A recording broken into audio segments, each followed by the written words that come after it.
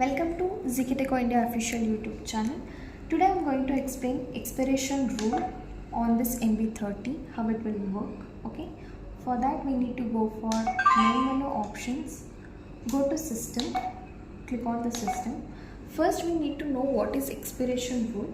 Expiration rule is nothing but applying a rule for a user to a particular period of time. Okay. Then we need to go for attendance, click on the attendance, then go to expiration rule options, click on that. Then under this option we can find three different kinds of options like keep user, no audit future punch, keep user and audit future punch, and delete user. The first option describes about we can keep user but the future punches will not count for future reference. Okay. Then second option is we can keep user, along with that punches also will count for future reference. Then delete user, used for deleting the user. Then go back. I will show you how to apply this expiration rule for a user. For that we need to go for user management, click on this user management, click on the new user.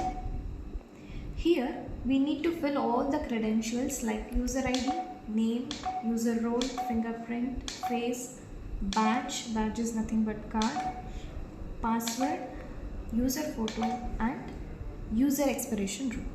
Click on this expiration rule. Here expiration options are none. Click on that. If it is none, the expiration rule will not apply for anyone. Then click on this option. There you can find expiration options.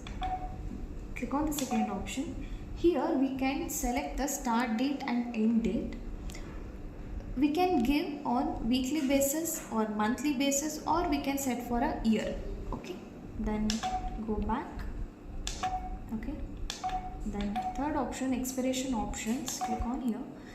Here the entries are here. Entries are nothing but giving a limited entries for a person to the premises. Okay, that explains how.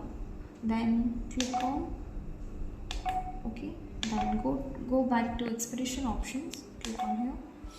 The last option describes both the things with start date, end date, along with that we have entries.